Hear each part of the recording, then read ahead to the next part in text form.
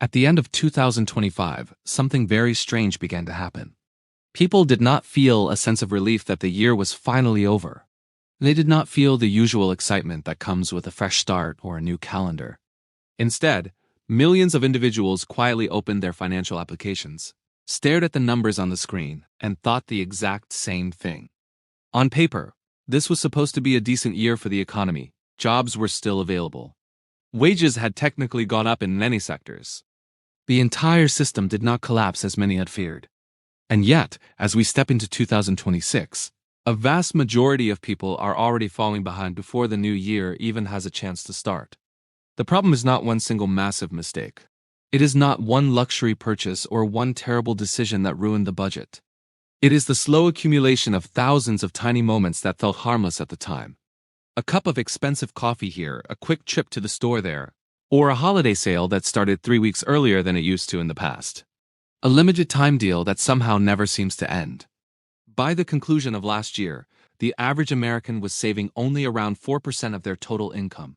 That means there was almost no safety net, no room for a mistake, and no margin for when life happens. At the exact same time, credit card balances climbed past $1.2 trillion. This is what overconsumption looks like as we exit 2025. It is not flashy or dramatic, it is just constant. As we enter 2026, the real danger is not that people spent too much money one time. It is that the act of spending has become completely automatic. By the end of this video, you will understand why so many people walked into this new year already broke and did not even realize it was happening to them. Social media did not invent the idea of overconsumption. Humans have always liked the act of buying things. That part of our nature is not new. What is new is how perfectly the modern system now understands every human weakness. By the end of last year, shopping was no longer something that people planned for. It was something that happened in the gaps between our emotions. You felt a little bored. You felt a bit stressed. You felt like you deserved a small treat for surviving the day. Before your brain could even finish that sentence, your thumb was already scrolling through a feed. Gift hauls, home restocks, and entire personalities were built around consuming products you did not even know you wanted 5 minutes ago. Here is the part that most people do not stop to consider. Almost none of this digital content exists to entertain you. It exists only to convert you into a buyer. Affiliate links turn every single moment of your life into a transaction. Relatable jokes about shopping addiction quietly train people to laugh at the problem instead of questioning why it exists. Even content that makes you angry works because that anger keeps you watching, and watching always leads back to buying. By the end of last year, online holiday spending in the United States hit roughly $257 billion. The use of buy now, pay later services alone reached around $20 billion, which is a growth of close to 10% compared to the year before. This is not an accident. Those services remove all the friction from the process. They disconnect the emotional high of buying from the actual pain of paying for it. You do not feel any poorer today. You just promise that the future version of yourself will deal with the cost later. But the future version of you always loses that deal. The most dangerous spending in 2026 is not found in luxury handbags or designer shoes. It is found in frictionless spending. The kind that feels too small to track and too normal to question. Because when spending becomes a form of entertainment and entertainment becomes your identity, then restraint starts to feel like deprivation even when it is actually an act of self-preservation. This is why people feel broke without knowing the reason. They just never had a convincing reason to stop. Social media did not force anyone to spend money. It simply removed every possible reason not to do so. Once that happens, the system does not need to push you anymore. People do the work of spending all by themselves. There used to be a natural rhythm to how we spent our money. You saved during the year. You splurged a little during the winter holidays, and then you reset your finances. By the end of 2025, that rhythm was completely gone. Holidays no longer have specific seasons. They bleed into each other until the act of spending becomes the background noise of everyday life. Halloween decorations appear while it is still the middle of summer. Christmas sales start before October is even over. Black Friday quietly stretches into a 6-week-long event. Valentine's Day items show up before the credit card bill from December is even paid off. This did not happen because people suddenly became more festive or joyful. It happened because stretching the calendar works for the bottom line. Retailers and digital influencers both benefit from a sense of urgency that never turns off.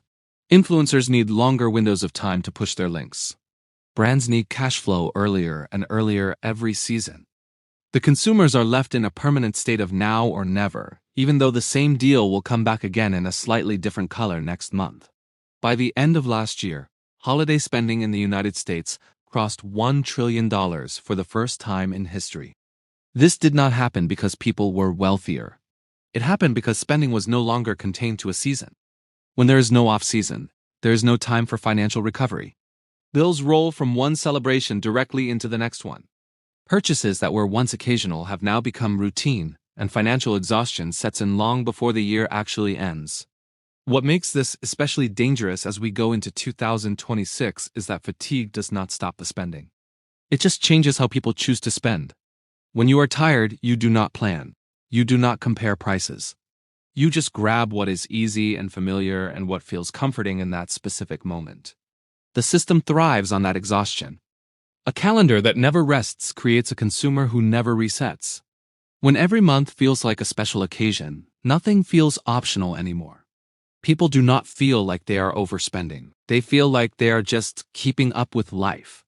That is how you walk into a new year already depleted, financially and emotionally, without being able to point to a single moment where it all went wrong. Nothing went wrong all at once. It just never stopped. One of the quietest shifts leading into 2026 is how early luxury has been normalized in our culture. This is no longer just for adults. It is now for children as well. Designer logos are no longer something you grow into as you get older. They show up in birthday photos, holiday gift videos, and back-to-school shopping hauls. Kids do not just recognize these brands anymore. They expect to own them. When something becomes an expectation, it stops feeling special almost immediately. This matters more than most people realize. Over the past year, real average hourly earnings barely grew at all when adjusted for the rate of inflation. In other words, incomes moved slightly, but not nearly enough to justify how expensive normal life now feels to the average family. Especially not when lifestyle spending keeps creeping upward. When luxury becomes the baseline, then desire inflates. What once felt like a reward now feels like the bare minimum. A $500 gaming console is treated as a standard toy. A branded accessory does not register as excessive anymore. Parents, many of whom are already stretched thin, feel an intense pressure to provide at a level that did not exist a generation ago. The danger is not that children receive nice things. It is that their reference point for what is normal has been permanently reset. When kids grow up watching adults chase hype and treat consumption as the only way to celebrate, they internalize a very simple rule. They believe that more expensive means more meaningful. But the emotional payoff of these items keeps shrinking. By the time those kids become adults themselves, the bar is already set too high. Satisfaction wears off faster than ever. Contentment feels temporary, and spending becomes less about enjoyment and more about keeping a feeling alive just a little longer. This is how overconsumption becomes generational. It does not happen through greed. It happens through normalization and repetition. As we enter 2026, the problem is not that people want too much. It is that they have been trained to feel underwhelmed by anything less than luxury. Once that feeling takes hold, no amount of money ever feels sufficient to fill the gap. By the end of 2025, the idea of value had become one of the most confused concepts in modern life. Price was no longer tied to the quality of the item. Durability was no longer tied to the cost. Usefulness was often irrelevant to the purchase altogether. What mattered most was the hype. The collaborations and the limited drops and the exclusive colors created a feeling that missing out was far worse than overpaying. People were not buying objects for what those objects could do. They were buying objects for what those objects signaled to the world. They signaled belonging, taste, status, and awareness. Hype works because it is designed to be temporary. The short lifespan is the main feature of the product, not a flaw. When something fades quickly, it forces the consumer into a state of constant replacement. A product does not need to last for years if it only needs to last until the next trend arrives on the feed. This is why people line up for items they do not actually need. They pay resale prices they will later regret, and they defend purchases they privately feel unsure about. Admitting the product was not worth the money would mean admitting the emotion behind it was a lie as well. so the illusion has to hold at all costs.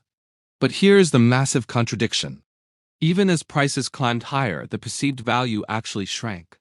People started to feel ripped off more often than they used to. Clothing felt thinner and cheaper.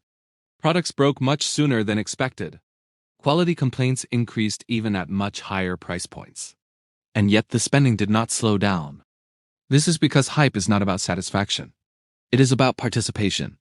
In a world that increasingly feels fragmented and lonely, buying into a trend creates a brief sense of connection to others. You are part of the moment and part of the conversation.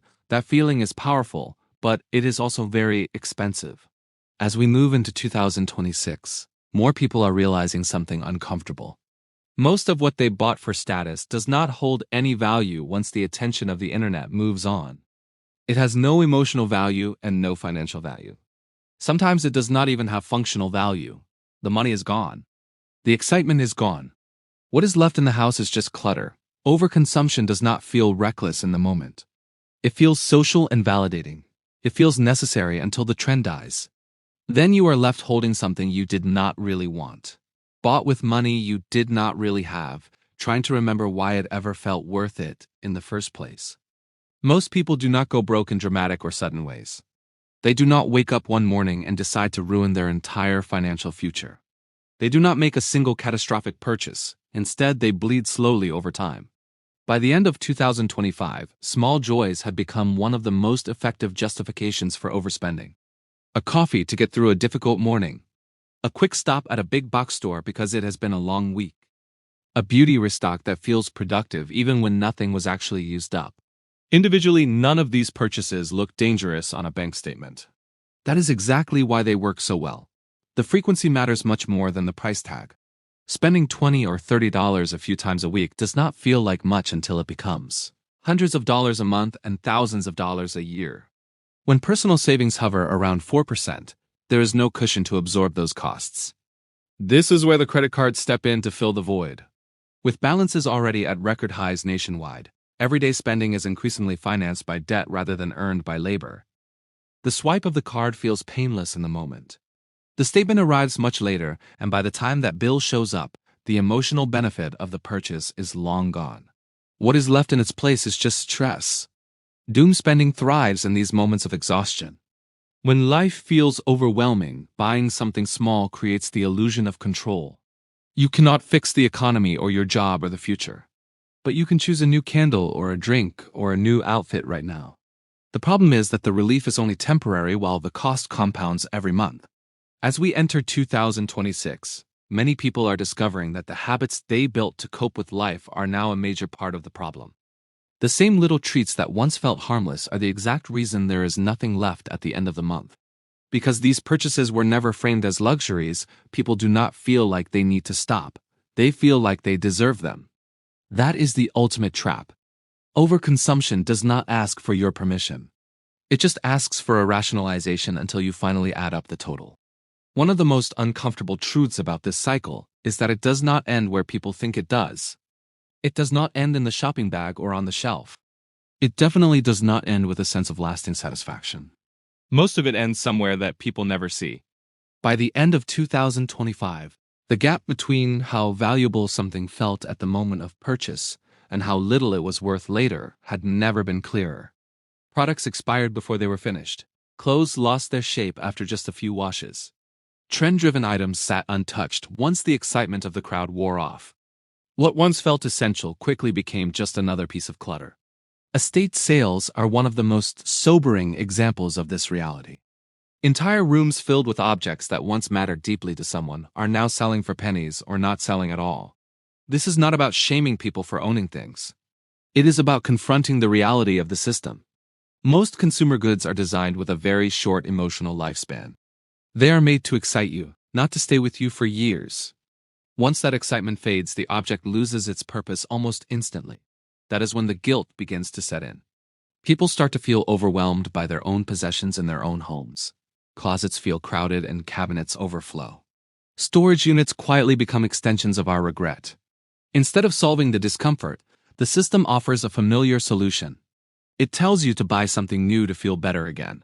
The cycle repeats itself. As we step into 2026, more people are recognizing this pattern through their own lived experience. They are not running out of space because they lack organization. They are running out of space because they were never meant to keep up with this pace of consumption in the first place.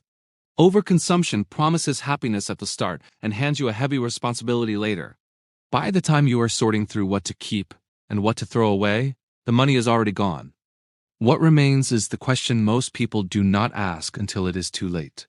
Was any of this actually worth the cost of my life? By the time we reached the end of 2025, the idea of a deal had almost completely lost its original meaning. Black Friday used to be just one day. Then it became a weekend. Then it became a full week. Now it is an entire season that starts before Halloween and quietly bleeds into the end of December.